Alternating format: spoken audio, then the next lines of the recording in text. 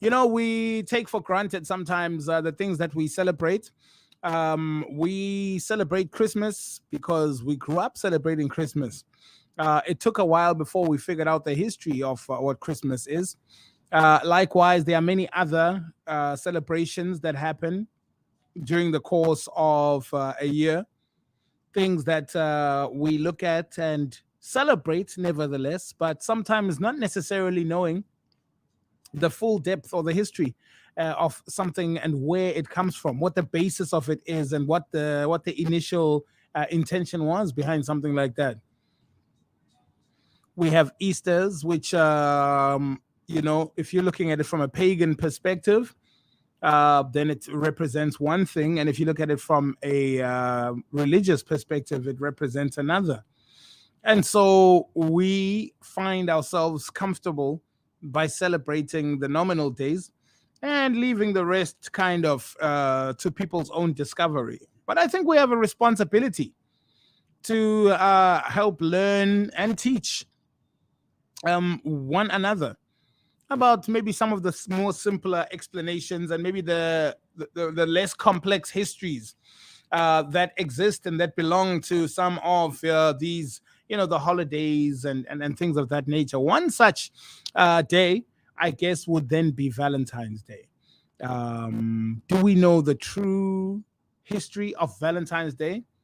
Do we know what happened in order for Valentine's Day to come about? Let's find out. Each year, on February 14th, countless people celebrate a day known as Saint Valentine's Day. Millions of heart-shaped cards and boxes of chocolates are given as gifts on this so-called Day of Love. In schools, from preschool and kindergarten on up, children draw names from boxes and exchange heart-shaped notes which pair off the children and is said to be all in fun.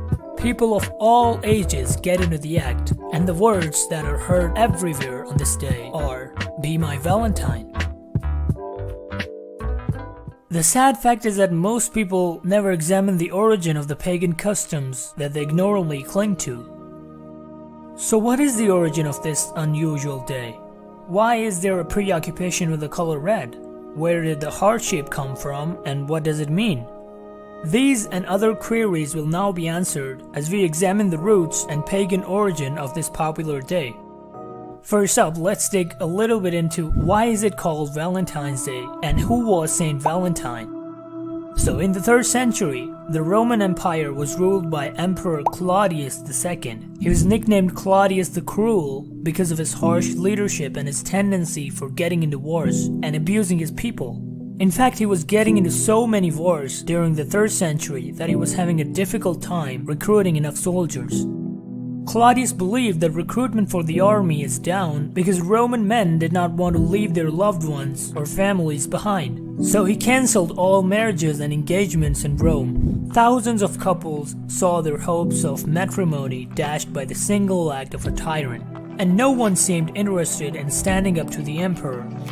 But a simple Christian priest named Valentine did come forward and stood up for love.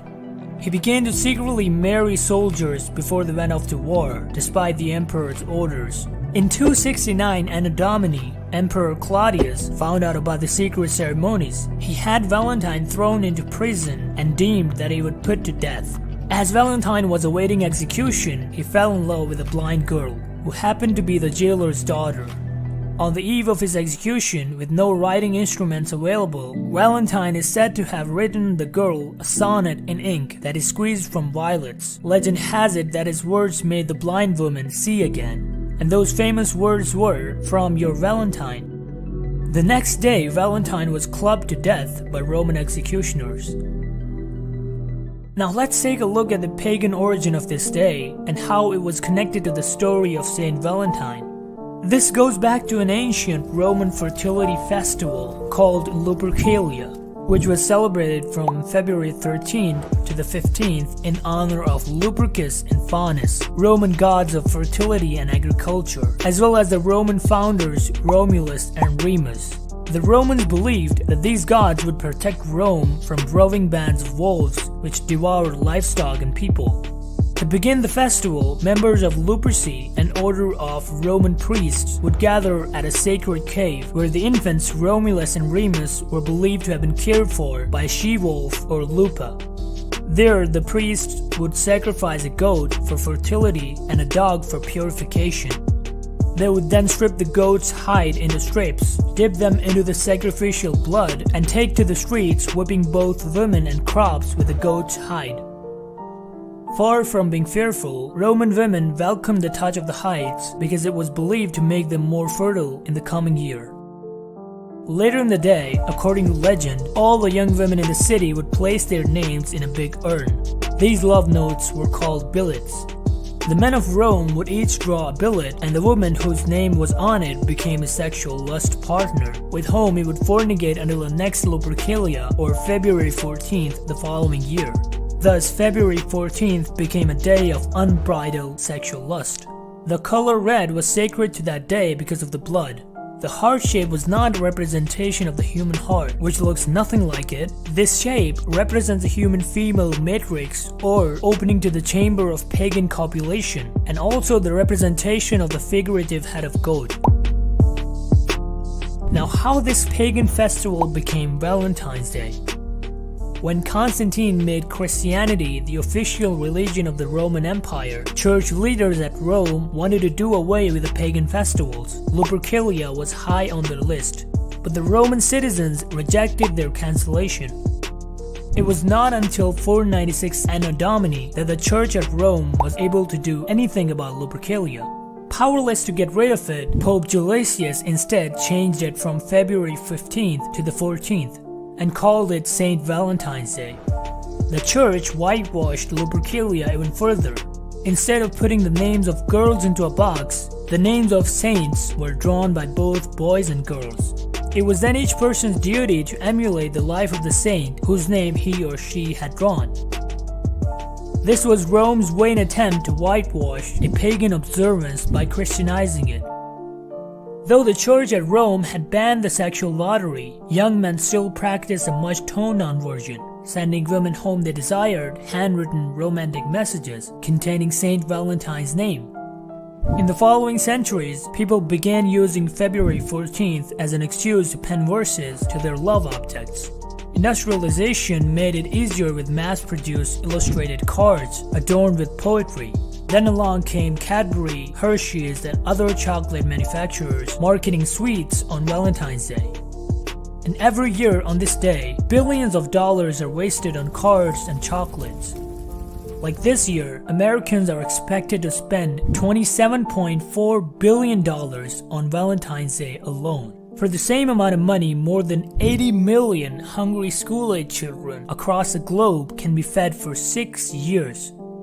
This day marks the highest rate of suicide.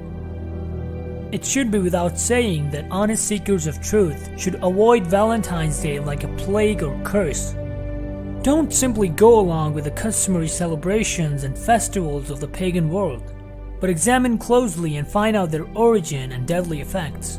In conclusion, we must ask ourselves, should we be associated in any way with this pagan celebration of satanic origins? Should we be doing what the pagans have done for so many years and try to justify it as love? You're the one to decide now.